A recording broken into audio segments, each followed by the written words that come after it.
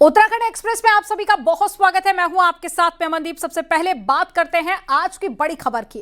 तो अगले साल जनवरी में हरिद्वार में प्रस्तावित कुंभ मेले से पहले उत्तराखंड के पुष्कर सिंह धामी सरकार हरिद्वार ऋषिकेश नगर निगम क्षेत्र को सनातन पवित्र नगरी घोषित करने पर विचार कर रही है। सूत्रों के मुताबिक मौजूदा बायलॉज के तहत हर की पैड़ी सहित कुछ चुनिंदा घाटों पर गैर हिंदुओं के प्रवेश पर जो प्रतिबंध है उसे हरिद्वार के सभी 105 गंगा घाटों और पूरे कुंभ क्षेत्र तक बढ़ाया जा सकता है, जिसमें हरिद्वार के साथ साथ ऋषिकेश भी इसमें शामिल किया जा सकता है। सूत्रों के मुताबिक ये प्रस्ताव अभी विचाराधीन है और इस पर संतों अखाड़ा परिषद और हरिद्वार में धार्मिक अनुष्ठानों का संचालन करने वाली प्रमुख संस्था श्री गंगा सभा से चर्चा की जा रही है। साधु संत लंबे समय से हरिद्वार को पवित्र नगरी का दर्जा देने, गंगा घाटों पर गैर हिंदुओं के प्रवेश पर रोक लगाने और साथ ही शहर में गैर हिंदुओं के रात्रि प्रवास पर प्रतिबंध की मांग करते रहे हैं।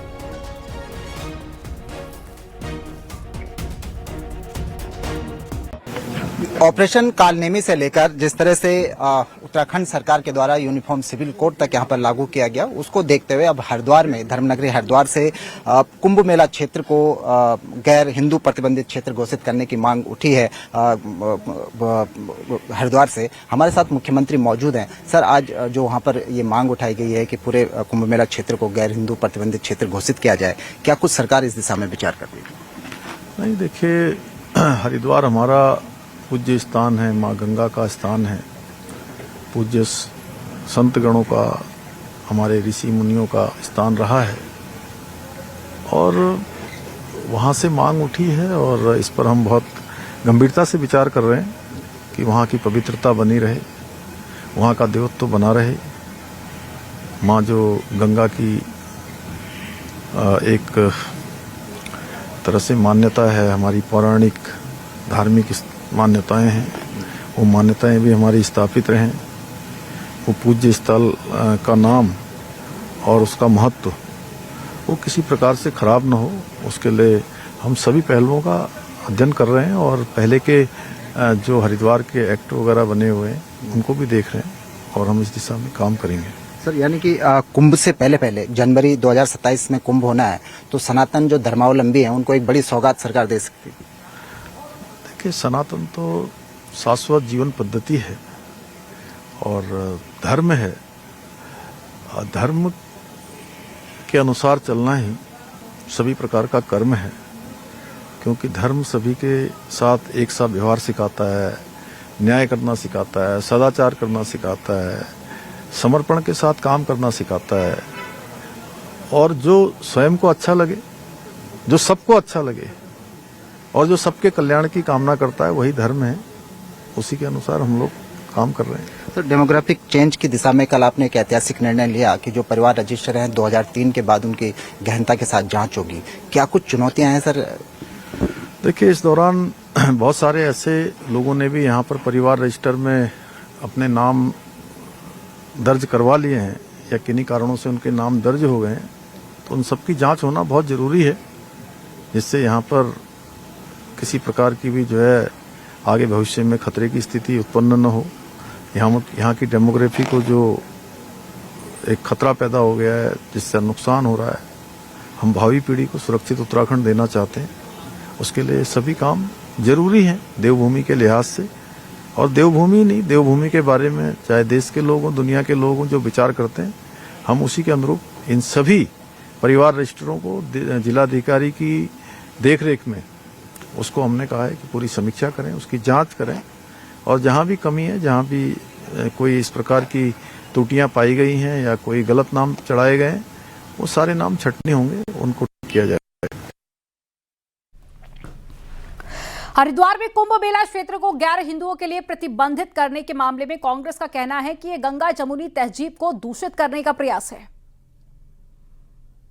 भारतीय जनता पार्टी की विभाजन की राजनीति है, ध्रुवीकरण करना इनकी मजबूरी है, क्योंकि चुनाव आने वाले हैं और चुनावों में उसका लाभ लेने के लिए ये सारी बातें करी जा रही हैं। मुख्यमंत्री पुष्कर सिंह धामी जी कुछ भी कर ले, काम कुछ नहीं आएगा अब, क्योंकि आप अगर किसी स्थान की बात कर रहे हैं कुंभ मेले में, आप कह रहे हैं कि गैर हिंदू प्रतिबंधित, अरे इसका क्या मतलब हुआ?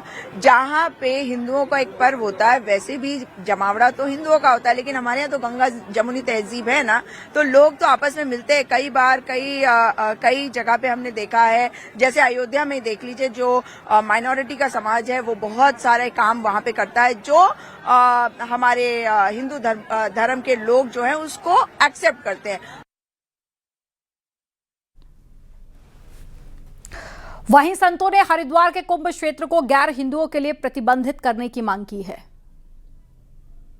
हम सबों का पहले से ही मांग है कि जो हमारा कुंभ क्षेत्र है वो गैर हिंदू प्रतिबंधित क्षेत्र हो, क्योंकि वहाँ अगर कोई हिंदू विरोधी या अदर हिंदू कोई रहता है तो निस्संदेह वो कुंभ में किसी न किसी प्रकार का षड्यंत्र करता है और कुंभ को खराब करने का प्रयास करता है।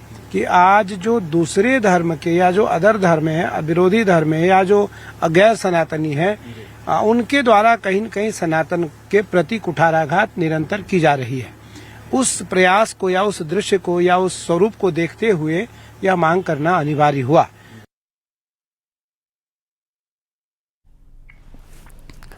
धर्मनगरी हरिद्वार में कुंभ मेला क्षेत्र को गैर हिंदू प्रतिबंधित क्षेत्र घोषित किए जाने की मांग उठी है। हिंदूवादी नेता और साथ ही गंगा सभा के अध्यक्ष नितिन गौतम ने अन्य तीर्थ पुरोहितों ने सरकार से कुंभ क्षेत्र को हिंदू क्षेत्र घोषित करने की मांग की है।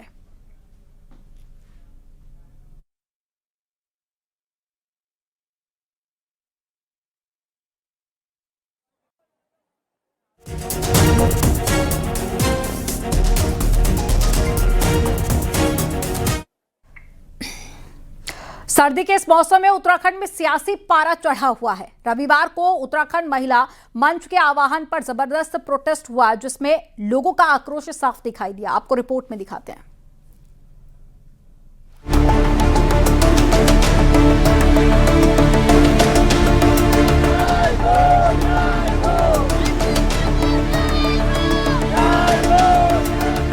प्रदेश भर में रविवार को अंकिता भंडारी हत्याकांड मामले की गूंज सुनाई दी।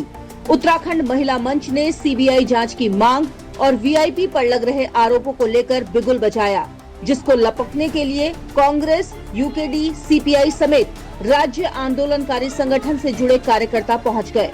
पुलिस को इन्हें कंट्रोल करने में काफी मशक्कत करनी पड़ी। कुछ महिलाएं तो पेड़ पर ही चढ़ गयी, वहीं किन्नर भी प्रदेश भर से प्रोटेस्ट को समर्थन देने पहुंच गए। एक व्यक्ति तो खुद का नाम हिंदुस्तान बताते हुए मटका लेकर ही पहुंच गया। सरकार तत्काल वीआईपी का नाम घोषित करे और जो वंतरा के अंदर जो साक्ष्य मिटाए गए हैं उसके लिए जिम्मेवार कौन है। अंकिता केस को लेकर हुए प्रदर्शन को कांग्रेस और सपा ने भी समर्थन दिया, जबकि दोनों ही पार्टी एक दूसरे के विरोध में खड़ी दिखती हैं। ऐसे में पूछे जाने पर उनका कहना था कि मुद्दा देश की बेटी से जुड़ा है, इसलिए इसमें सब एक साथ हैं। जबकि बीजेपी का कहना है कि कांग्रेस इसे टूल किट की तरह इस्तेमाल कर रही है। सड़कों पर उतरने से अच्छा है कि कोर्ट जाएं। प्रदेश के लोग हैं और उस प्रदेश की बेटी के लिए न्याय की मांग कर रहे हैं। एक साथ एक मंच पे आके सब लोग एक ही आवाज उठा रहे हैं कि अंकिता भंडारी को न्याय मिले। टूल किट के माध्यम से ये तो सभी लोग कूदेंगे अभी धीरे धीरे करके, लेकिन कोर्ट कोई नहीं जा रहा है। कूदना है तो कोर्ट जाएं, कोर्ट में सीबीआई जांच की मांग करें। हम कहाँ पीछे हैं? सबूत है तो सबूत दे, सबूत एसआईटी भी जांच करेगी और यदि सबूत ऐसे होंगे तो सीबीआई जांच भी की जाएगी। अंकिता मामले पर पुलिस वीआईपी की थ्योरी को नकार चुकी है, लेकिन उसके बावजूद लोग इस मामले में सीबीआई जांच से कम पर मानने को तैयार नहीं। न्यूज़ 18 के लिए देहरादून से भारती सकलानी उनियाल की रिपोर्ट।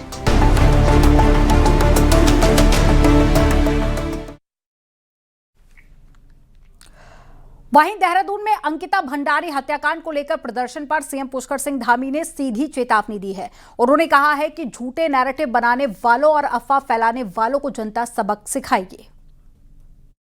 जनता काम को प्राथमिकता दे रही है और केवल झूठे नैरेटिव्स बनाने वाले, झूठे नारे देने वाले, लोगों के अंदर अफवाह फैलाने वाले, ऐसे लोगों को आज जनता लगातार बाहर कर रही है। और देश में जहां भी चुनाव हो रहे हैं, जिन राज्यों में भी चुनाव हो रहे हैं, जनता काम के आधार पर डबल इंजन की सरकारों को प्राथमिकता दे रही है। अंकिता भंडारी हत्याकांड वीआईपी प्रकरण को लेकर कांग्रेस लगातार हमलावर है। हरिद्वार में सीबीआई जांच की मांग को लेकर कांग्रेस ने बड़ा पैदल मार्च निकाला। इस विरोध प्रदर्शन में पूर्व सीएम हरीश रावत भी शामिल हुए। हरीश रावत ने बीजेपी प्रदेश अध्यक्ष महेंद्र भट्ट की कोर्ट की शरण लेकर सीबीआई जांच की मांग करने वाले बयान पर पलटवार करते हुए कहा कि क्या महेंद्र भट्ट सरकार को इतना लाचार बना रहे हैं कि सरकार एक नारी के सम्मान के लिए कुछ नहीं कर सकती। अगर सरकार ऐसा कहती है तो हम जरूर विचार करेंगे। एफआईआर तो दर्ज सरकार करेगी ना। क्या महेंद्र भट्ट ये कह रहे हैं कि सरकार इतनी लाचार है? यदि वो कह दे हम लाचार हैं, हम कुछ सरकार कह दे कि हम लाचार हैं, हम एक नारी के सम्मान के लिए, बेटी के सम्मान के लिए कुछ नहीं कर सकते हैं, तो फिर देखेंगे फिर क्या रास्ता है। कोटद्वार में अंकिता हत्याकांड मामले को लेकर कांग्रेस ने विधानसभा अध्यक्ष रितु खंडूरी के आवास का घेराव करने की कोशिश की। विरोध करते हुए कांग्रेस कार्यकर्ता जैसे ही घमंडपुर के पास पहुंचे, पुलिस ने उन्हें बैरिकेडिंग लगाकर रोक दिया। कांग्रेस नेताओं का कहना है कि अंकिता हत्याकांड में अब तक न्याय नहीं मिला है, इसलिए मामले की सीबीआई जांच जरूरी है। तो हमें उग्र आंदोलन करने पे आप प्रेरित मत करिए। ये उत्तराखंड की छोटी सी अंकिता भंडारी हत्याकांड में हो रहे प्रदर्शन पर मंत्री सुबोध उनियाल का कहना है कि कुछ लोग सीबीआई जांच के नाम पर गुमराह कर रहे हैं। उन्होंने कहा कि जो ऑडियो क्लिप वायरल हो रहा है उसको फॉरेंसिक जांच के लिए भेज दिया गया है। रिपोर्ट आने पर कार्रवाई की जाएगी। सरकार का बहुत स्पष्ट मत है कि इसमें जो पहले भी कहा गया कि कोई क्रेडिबल साक्ष्य मिलेगा तो निश्चित रूप से सरकार किसी भी जांच करने से पीछे नहीं हटेगी। और जो ऑडियो क्लिपिंग है उसकी फॉरेंसिक लैब में भेजकर उसकी जांच के आदेश दे दिए गए हैं और उसकी जांच आने के बाद स्थिति स्पष्ट हो जाएगी कि ये कृत्रिम है या किसी के द्वारा इसको साजिशन के राजनीतिक फायदा उठाने के लिए किया गया। इस बारे में स्थिति स्पष्ट हो जाएगी तो सरकार की मंशा साफ है। सरकार किसी भी तरह से उस लड़की जो हमारे यहाँ की बिटिया थी जिसके साथ एक बड़ा दर्दनाक कृत्य किया गया, उसकी हत्या की गई, सरकार ने अपनी जिम्मेदारी को निभाते हुए मजबूत पैरवी के साथ हत्यारों को सजा दिलाने का भी काम किया। और अब लगता है कि कुछ लोग गुमराह करना चाहते हैं नई जांच के नाम पर। तो जैसे ही फॉरेंसिक इसकी एफएसएल रिपोर्ट आएगी निश्चित रूप से उसके हिसाब से आगे भी कार्रवाई की जाएगी। अंकिता मामले को लेकर रविवार को देहरादून में हुए प्रदर्शन के दौरान सीएम के पोस्टर फाड़ने और एक सीनियर सिटीजन से बदतमीजी करने को लेकर पुलिस ने कंप्लेंट दर्ज की है और साथ ही बुजुर्ग महिला ने प्रदर्शनकारियों पर भी आरोप लगाए हैं।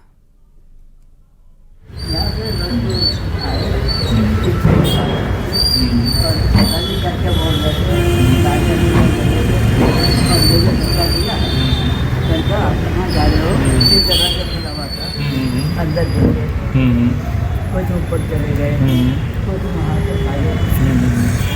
वो देख रहे थे, ये सामने तो है तो ये अच्छा वो भी देख। मसूरी की प्रतिष्ठित LBS एकेडमी में उस समय हड़कंप मच गया जब एक युवक फर्जी यूपीएससी चयन का शिकार होकर ट्रेनिंग के लिए पहुंच गया। झारखंड निवासी पुष्पेश नाम का युवक यूपीएससी पास करने का दावा करते हुए ज्वाइनिंग लेटर लेकर कैंपस पहुंचा, लेकिन दस्तावेजों की जांच में सामने आया कि ज्वाइनिंग लेटर फर्जी है। युवक ठगी का शिकार हुआ है। पुष्पेश के मुताबिक साल 2023 में उसे कॉल आया जिसमें कहा गया कि वह यूपीएससी परीक्षा में चयनित हो गया है। इसके बाद में उसे सोनीपत बुलाया गया जहां पर लिखित परीक्षा, मेन एग्जाम और साथ ही इंटरव्यू का नाटक किया गया। ठगों ने अलग अलग चार्जेस के नाम पर करीब 28,000 रुपए वसूल लिए। इतना ही नहीं, उसे 3 जनवरी की ज्वाइनिंग डेट का फर्जी अपॉइंटमेंट लेटर भी दे दिया। इसी लेटर के आधार पर पुष्पेश अपने माता पिता के साथ में मसूरी स्थित LBS एकेडमी पहुंचा, लेकिन असलियत सामने आते ही पूरे मामले में हड़कंप मच गया। रहने वाला है जो वर्तमान में गुड़गांव में प्राइवेट जॉब कर रहा है। तो इसको बताया गया कि हरियाणा में सोनीपत में इसको कोई एग्जाम इसके द्वारा दिया गया था और वहाँ से बताया गया कि आपका सिलेक्शन IPS में हो गया है और उसकी ट्रेनिंग के लिए आपको 3 तारीख को मसूरी में रिपोर्ट करना है। तो जिसके तहत ये अपने माँ बाप के साथ यहाँ रिपोर्ट करने के लिए आया, तो जो इसे एक ज्वाइनिंग संबंधी कागज़ दिए गए थे, तो इसके द्वारा वहाँ के उन कागज़ों को दिखाया गया रिसेप्शन पर और पूछा गया कि क्या ये सही है और मुझे इस प्रकार से ज्वाइनिंग के लिए बताया गया। तो जब LBS वालों ने उसको देखा, कागज़ों को वेरीफाई किया, तो सब फर्जी कागज़ थे। 20 दिसंबर को हल्द्वानी के एक ज्वेलरी शॉप में हुई चोरी के मामले में पुलिस को बड़ी सफलता हाथ लगी है। पुलिस ने चोरी कांड का खुलासा कर दिया है। नैनीताल के एसएसपी मंजुनाथ टीसी ने इस चोरी का खुलासा करते हुए 4 लोगों को गिरफ्तार कर लिया या ऐसा दावा किया गया। पुलिस ने इस सनसनीखेज चोरी में शामिल एक बड़े अंतर्राष्ट्रीय गिरोह के 4 शातिर चोरों को गिरफ्तार किया, जबकि अन्य आरोपियों की तलाश जारी है। पुलिस जांच में सामने आया कि चोरों ने ज्वेलर्स के बगल की दुकान में किराएदार बनकर रहना शुरू किया और सुनियोजित तरीके से चोरी की वारदात को अंजाम दिया गया। गिरफ्तार आरोपियों में नेपाल, महाराष्ट्र और झारखंड के रहने वाले गिरोह के सदस्य भी शामिल हैं। एसआईटी बना के एसआईटी का हेड हमने मनोज कत्याल एसपी हल्द्वानी को बनाया था। बहुत बड़ी टीम थी, मैं उस दिन भी बता रहा था, मोर देन 20+ टीम थी। उस घटना में हमें आज सफलता प्राप्त हुआ है। कुल मिला के 4 अभियुक्त गिरफ्तारी हुए हैं और उनके कब्जे में 7.25 किलो चांदी और लगभग 54 ग्राम्स ऑफ गोल्ड और कुल मिला के 21 लाख के अराउंड जो है सामान जो है हमको विभिन्न चांदी और सोने का सामान बरामद हुआ है। रुड़की में रामनगर इलाके में उस समय अफरा तफरी मच गई जब मामूली बात को लेकर 2 गुट आपस में भिड़ गए। विवाद इतना ज्यादा बढ़ गया कि देखते ही देखते सड़क पर दोनों पक्षों में बेल्ट और लात घूसे चले। इस दौरान एक युवक पर हेलमेट से हमला कर दिया गया, जिससे उसके सिर पर गंभीर चोट आ गई है। घटना की सूचना मिलते ही पुलिस मौके पर पहुंची और अस्पताल में भर्ती कराया गया। अब पुलिस पूरे मामले को लेकर जांच पड़ताल कर रही है।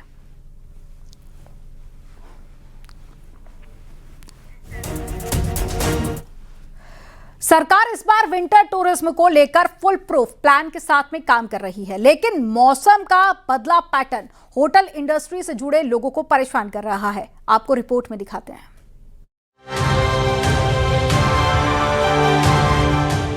विंटर टूरिज्म को लेकर सरकार की कोशिश है कि प्रदेश में पर्यटकों की आमद बढ़े। इसी को देखते हुए सरकार 14 तारीख से विंटर टूरिज्म को प्रमोट करने के लिए उत्तरकाशी में कॉन्क्लेव भी करवा रही है। लेकिन इस बार जिस तरह का मौसम है उससे इस बार सर्दी का एहसास उस तरह का नहीं जैसा अमूमन रहता है। शुक्रवार को ऊंची चोटियों में हल्की बर्फबारी हुई, लेकिन पिछले कुछ महीनों से मौसम का पैटर्न बदला दिख रहा है।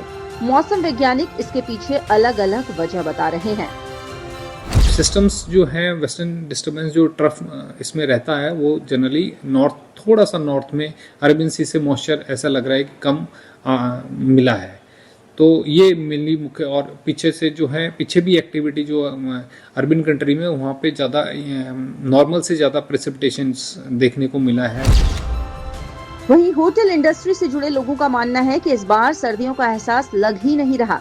अगर बर्फ पड़ती तो सरकार की विंटर टूरिज्म को लेकर किए जा रहे प्रयासों को पंख मिलते। वहीं होटल एसोसिएशन उत्तरकाशी के अध्यक्ष मानते हैं कि टूरिज्म कॉन्क्लेव से उम्मीदें हैं। रेंज नहीं हुई है, स्नोफॉल भी नहीं हुआ और विंटर भी ऑलमोस्ट 1 मंथ आगे खींच गया, तो विंटर टूरिज्म को बहुत बुरी तरह से इफेक्ट किया इसने। देखिए, अभी इस टाइम उत्तराखंड सरकार के द्वारा जो विंटर टूरिज्म कॉन्क्लेव की बात की जा रही है उसका होटल एसोसिएशन यहाँ पर स्वागत करता है। और अभी उत्तरकाशी में वेदर भी अच्छा है, मौसम बहुत सुनहरा है। अभी कल ही सुक्की टॉप में हल्की सी बर्फबारी हुई है और उम्मीद है कि आने वाले समय में यहाँ पर और ज़्यादा बर्फबारी होगी। वैसे मौसम का बदला मिजाज पूरे उत्तराखंड में दिख रहा है। न सिर्फ पहाड़ों में इसका असर दिख रहा है, बल्कि पर्यटन इंडस्ट्री से जुड़े लोगों को भी ये प्रभावित कर रहा है। न्यूज़ 18 के लिए देहरादून से भारती सकलानी उनियाल की रिपोर्ट।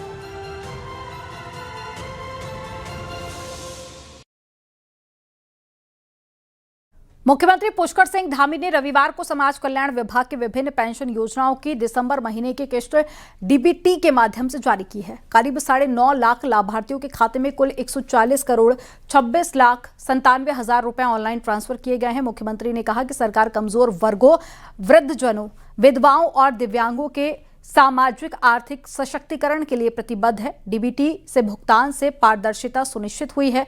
उन्होंने पात्र लाभार्थियों का समय से चिन्हीकरण और कोई भी पात्र व्यक्ति वंचित ना रहे, इसके निर्देश दिए हैं।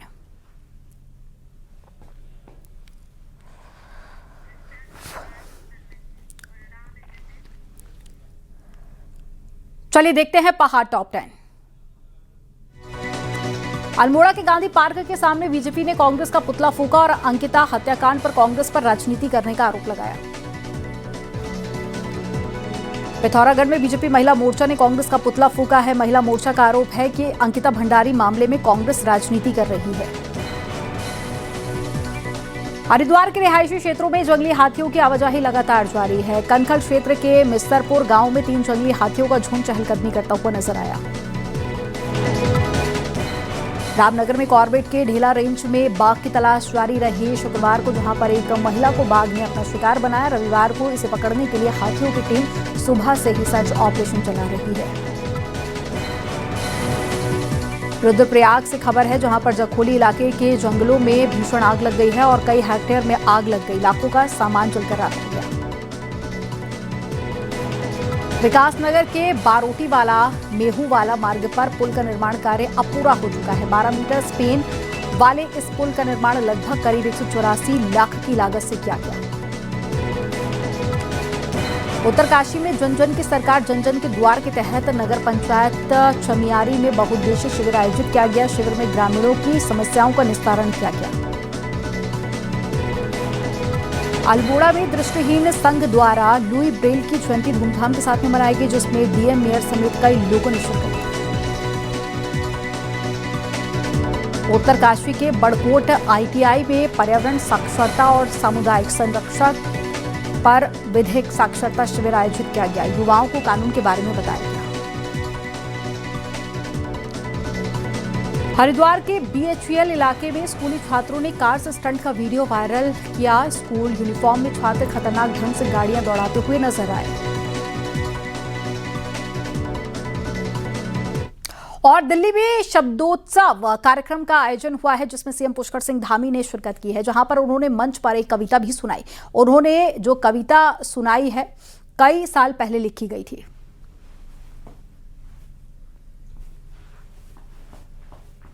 आप कह रहे हैं, मैं 2 लाइन सुना देता हूं। एक मैंने बहुत पहले लिखा था। जी जी। दूर जाना ये न पूछो कितनी दूर जाना, मत रोको अपने प्रेम में मत रोको, कहाँ है मेरा ठिकाना, दूर जाना ये न पूछो कितनी दूर जाना। मुख्यमंत्री पुष्कर सिंह धामी ने मुख्य सेवक सदन में आयोजित प्राइड मूवमेंट सम्मान समारोह में सशस्त्र सीमा बल एसएसबी के अधिकारियों और जवानों को सम्मानित किया। मुख्यमंत्री ने देश की सुरक्षा, आपदा प्रबंधन और सामाजिक क्षेत्रों में एसएसबी के योगदान की सराहना की। उन्होंने कहा कि मोदी सरकार के नेतृत्व में रक्षा क्षेत्र में आत्मनिर्भरता बढ़ी है और शहीदों और वीरता पदक प्राप्त जवानों के लिए राज्य सरकार ने सम्मान और अनुग्रह राशि में वृद्धि की है। कार्यक्रम में मंत्री सुबोध उनियाल, सांसद नरेश बंसल सहित अन्य उपस्थित रहे। कमेंटों को सर्कुलेट करती रही। आरक्षी विनोद कुमार, आरक्षी। देश भर में नवरात्रों के दौरान रामलीला का मंचन आम बात है, लेकिन अल्मोड़ा में एक अनोखा नजारा देखने को मिला। यहां पर स्कूली बच्चों ने सिर्फ 2 घंटे में पूरी रामलीला का मंचन कर सबको हैरान कर दिया।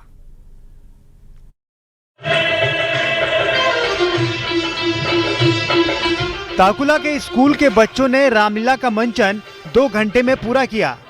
आयोजकों का कहना है कि इस आयोजन का उद्देश्य बच्चों को रामलीला की जानकारी देना है और बड़े मंच पर उनका आत्मविश्वास भी बढ़ाना था। हम इस राम कथा के माध्यम से संदेश देना चाहते हैं कि समाज में व्याप्त आज की कुरीतियां का उन्मूलन हो और बच्चों में हमें संस्कार जागें, शिक्षा के साथ साथ विद्या भी जागृत हो।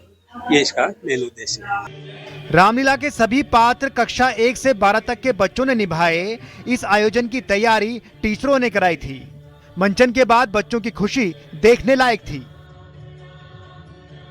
कुश की और गुरुकुल में पढ़ते हुए लक्ष्मण की, और मुझे यहाँ बहुत अच्छा लगा पाठ खेल। मुझे यहाँ अपना पाठ खेल के बहुत अच्छा लगा और यहाँ सबका नेचर बहुत अच्छा है और सबने और हमारी रामलीला को कराने में मीनाक्षी मैम का बहुत सहयोग रहा। पहले से ही राम के पात्र का अभिनय किया और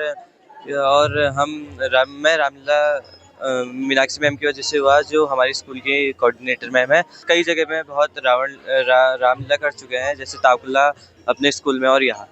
थैंक यू। मेरा नाम रविशंकर लोनी। ऐसे सामूहिक आयोजन बच्चों में आत्मविश्वास बढ़ाते हैं और उन्हें सही राह पर चलने की प्रेरणा भी देते हैं। 2 घंटे में पूरी रामलीला देखने का आनंद लोगों ने भी जमकर लिया। स्कूल के इस प्रयास की हर कोई सराहना कर रहा है। न्यूज़ 18 के लिए अल्मोड़ा से किशन जोशी की रिपोर्ट।